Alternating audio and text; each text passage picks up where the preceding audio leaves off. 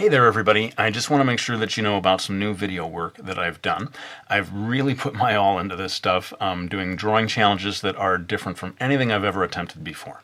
So click on the link in the description box below and go to ah.com to check it out. I think you're really going to like this stuff, and you can't see it anywhere else.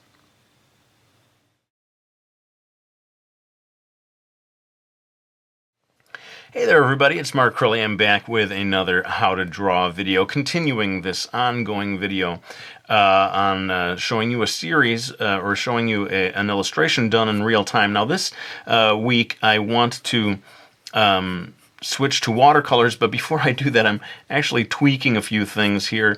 As I looked at the illustration, I felt that there was a little too much of a lean going this way, and I feel like her whole body appears to be leaning a little more forward than I really want. So I'm going to tweak this just a touch here in this opening part of the video. I'll tell you, man, once you commit to all real time, it really becomes a warts and all process. People can see when you have to change things, but you know, this is the way it really goes as an illustrator. You don't always get it right the very first time. Be prepared to, and especially if you're going to be doing full color stuff like watercolors like I'm about to do, you want to make sure you're happy with your illustration before you start putting color down, because it's pretty hard to change things after you've put color. Very easy to change things when you're still at the pencil stage, considerably harder to change them when you are at the coloring stage. So don't want to spend too much time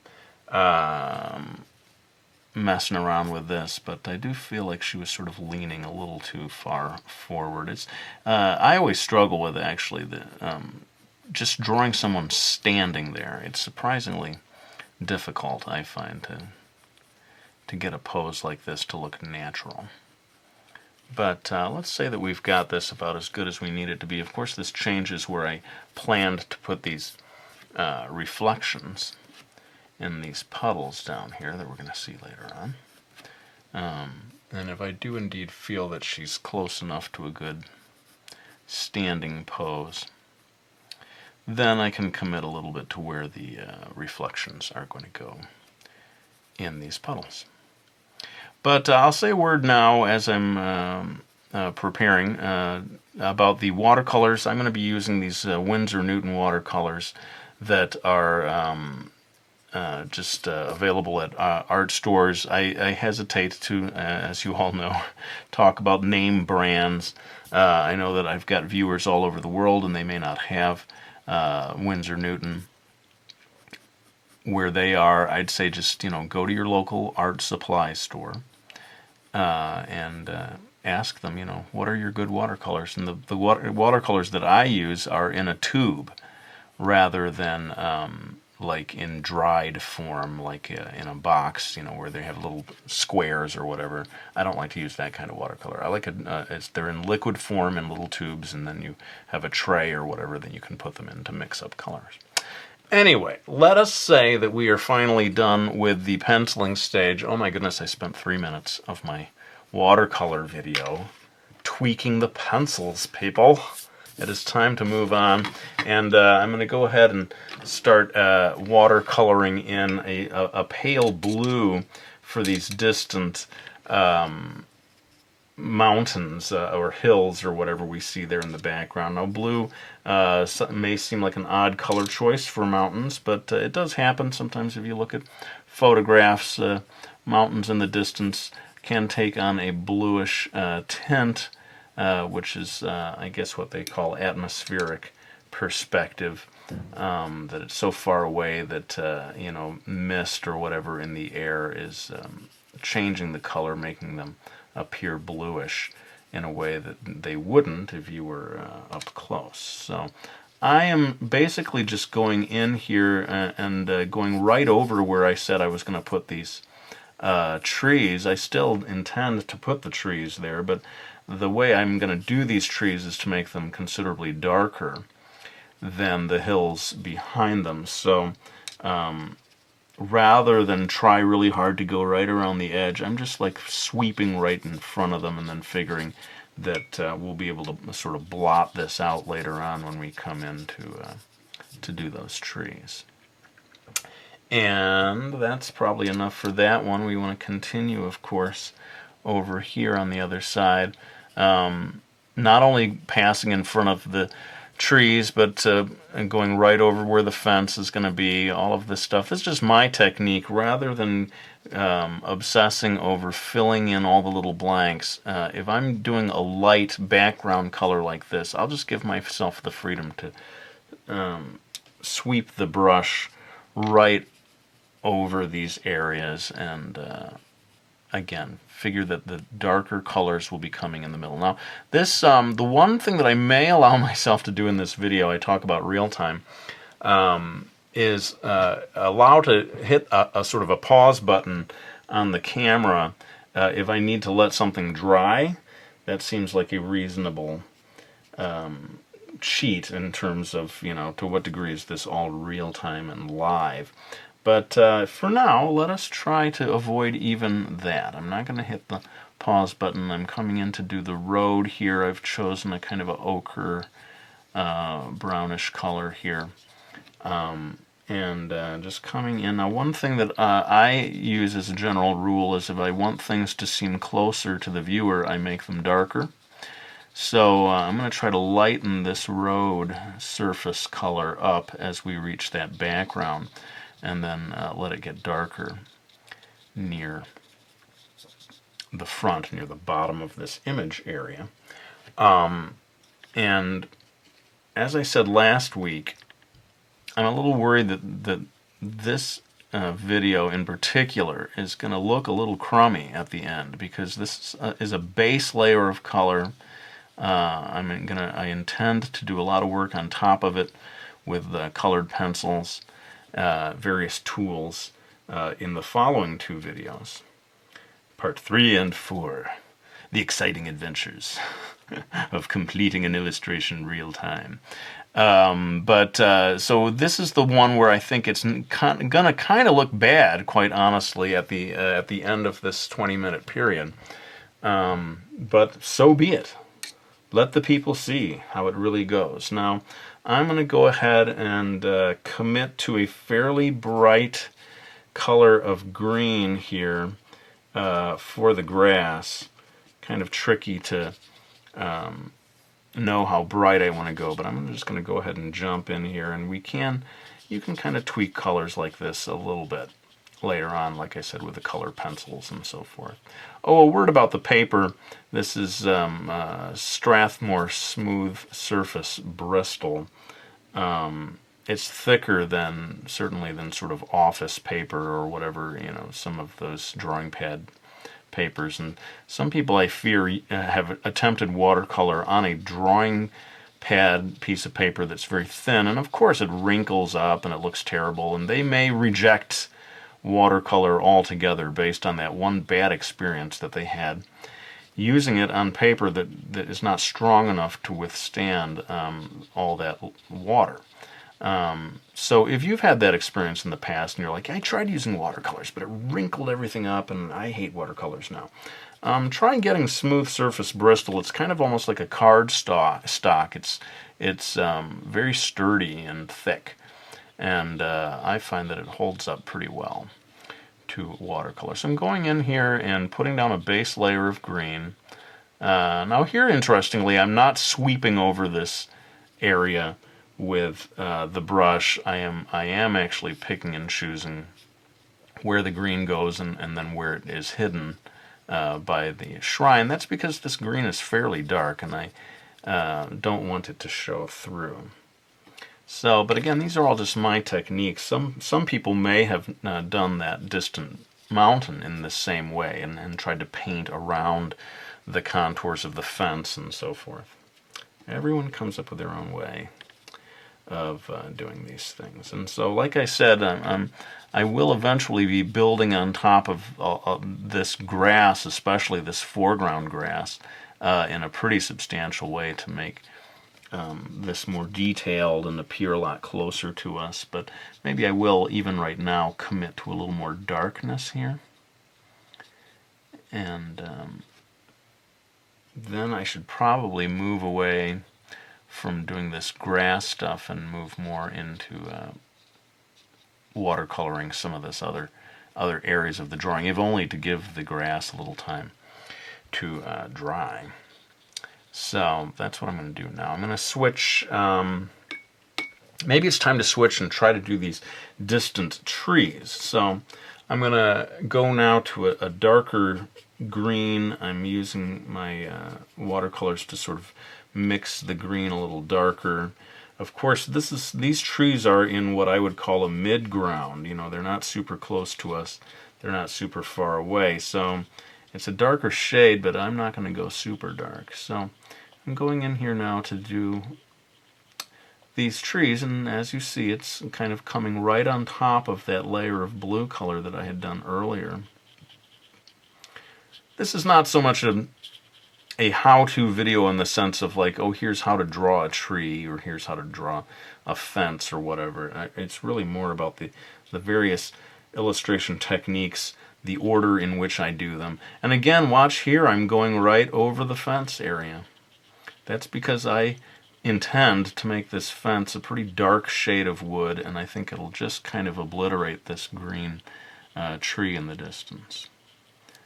Now, one thing that's sort of happening with this tree naturally as the water or the color seeps out of the brush is it's darker near the top than it is at the bottom, and I kind of like that, and I often do that on purpose, and so I'm kind of going with the flow there and allowing this tree to be dark near the top, pale near the bottom. And what that does is create a feeling of sort of mist in the air that's maybe low down near the grass, and I love that kind of a look. So I'm going to try to repeat that a little here with this one tree that's way over near the edge. Boy, I don't think it's even showing up. Can you believe it? I zoomed in so close that you can't see the tree in the distance. Hang on just a second, folks. I'm going to refocus here so that you can see the full illustration.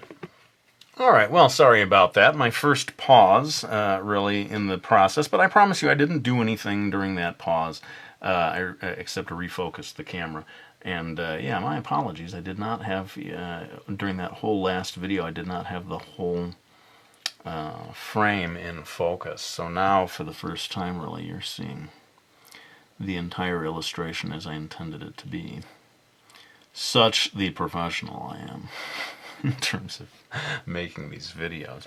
And now I'm going to come down here and do just a little more of that,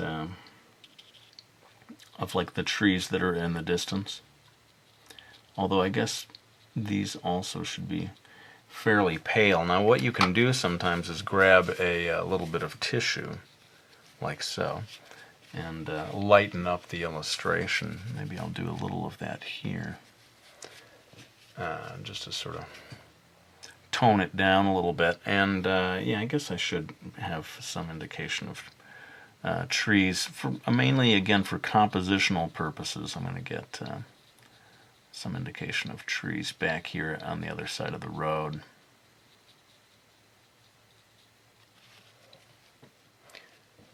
Yeah, I gotta lighten this up though. Lighten up, dude. And maybe finally one last indication of trees way over on this right hand side. I just feel like they need to be balanced out just a touch over here. And yeah, this is all going right on top of the fence area. But after we let this dry a little bit, I'll be able to go back in there and do the fence. Now, I do feel time pressing down on me. This video may go a little long. So be it. So be it. But we do need to start getting in here and adding some color to this figure here. I'm going to go right over her umbrella. This is all just base layer stuff.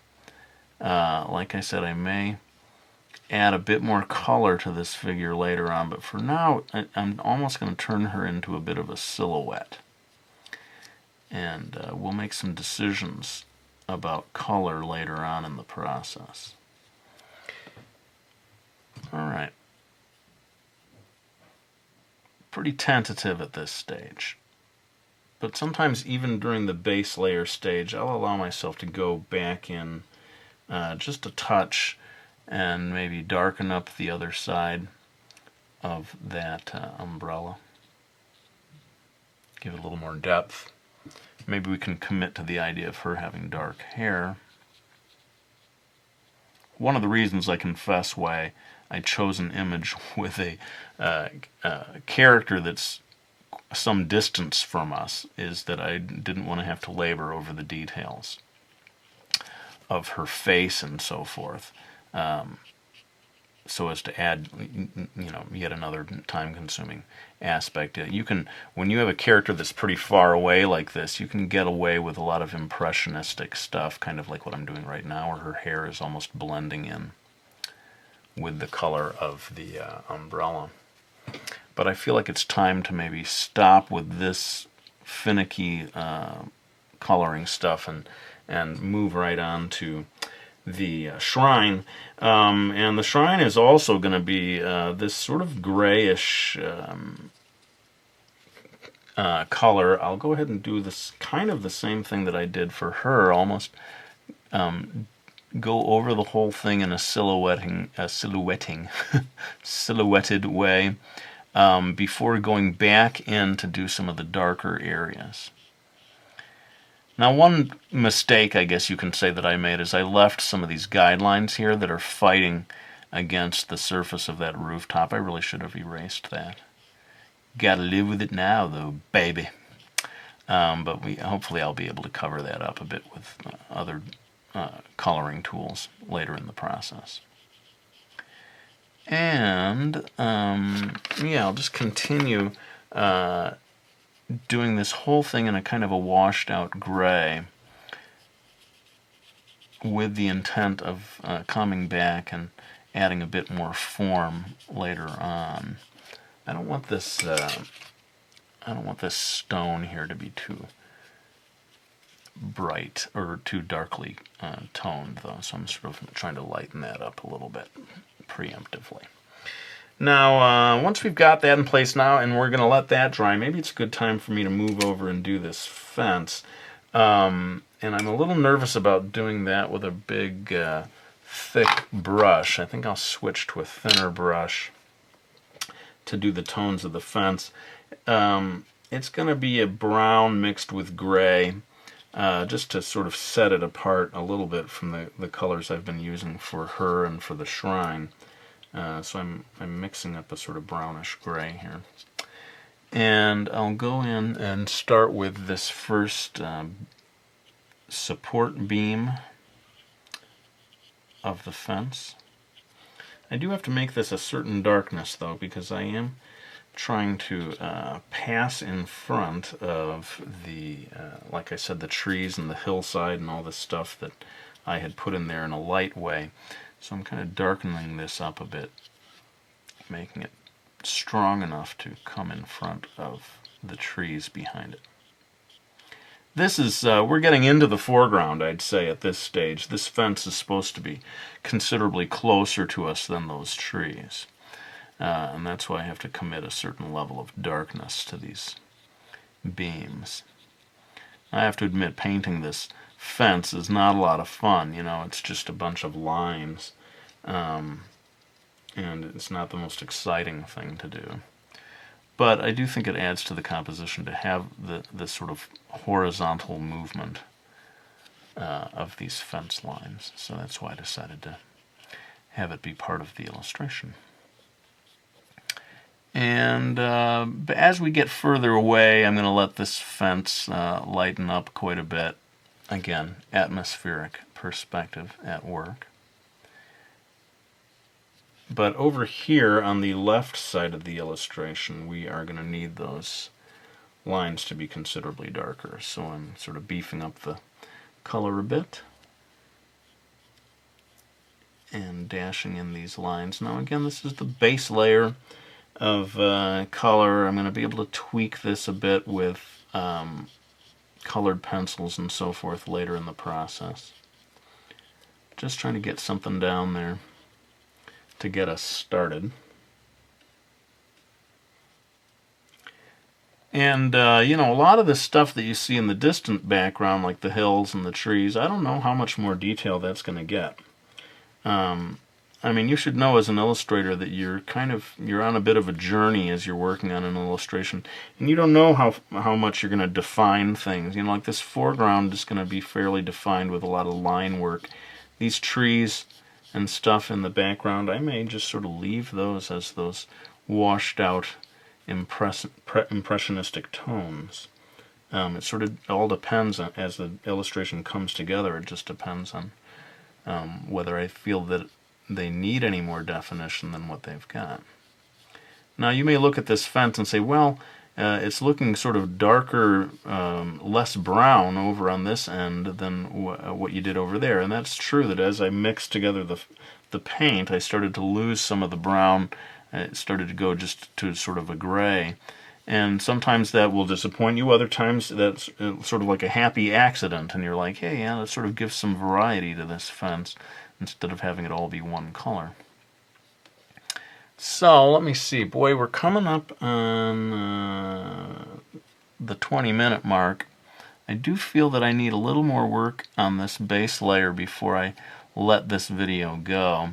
So, I'm going to work my way back into especially the shrine, and I'm going to stick with this smaller brush, actually, mixing up a darker shade, kind of a bluish shade rather than that brownish shade I was using. I'm going to go in here then and start doing the other side of this shrine roof, and just sort of, for now, just kind of darkening it all in a way that doesn't really show detail, but does push the other side of that shrine roof, the underside of it, I guess I should say, back away from us and let this lighter side seem closer. So this is kind of, you're adding color, but you're also defining structure at the same time. Now this beam here, as you look at it, is closer to us. You have to sort of keep track of which beam is where in the illustration. And I'm going to use this darker color that I've mixed up, like I said, this slightly bluish dark color, to fill in this whole edge that's closest to us. Just going to go ahead and commit to that. There's no turning back, man. Let's just do it. Be fearless. And we're adding this in, again, mainly for structural purposes, although there's some maybe compositional aspect to that as well. I'm going to add a little bit of extra bluish darkness on the other side there to further define that structure. And maybe get a touch more on the other side of this thing I've been calling the obelisk. I don't know if that's the right word. Somebody help me. But that's going to also make this seem a little more three-dimensional. Whoops, a little more solid. I hope people are enjoying this. I know this is like way more slow moving than almost any video I've done before, I think, simply because it is all real time. But as we reach this 20-25 minute mark, I do feel like it's probably time to wind this one down, and happily I do feel like I've kind of got everything that I want in terms of a base layer of color. There's plenty more that can be done with the road and with the grass and so forth, but I think I'm going to save most of that for video part 3 in terms of that. That's where I'm going to be adding colored pencil to further define things, give more texture and so forth. For now, I'm just going to drop in a little bit of extra line work here on the road in watercolor, so that it's not completely left up to the colored pencil to finish that off. And yeah, this is, as I said, this is the one that I was a little worried that at the end of this second video that we would have an illustration that looks messy and unfinished, but to tell you the truth, it doesn't look so bad to me. It's got that sort of impressionist painting quality to it. It turned out better than I thought in terms of how it looks so far, but we are truly only at the halfway point. and you can look forward to, I hope you'll be looking forward to, 2 more videos that further this process and take you all the way to the end and provide us with a truly finished illustration. So let's go ahead then and lay down this brush. Turns out it's a brush this time. I want to thank you all for watching this video. I really hope you liked it, and we'll be back with another one real soon.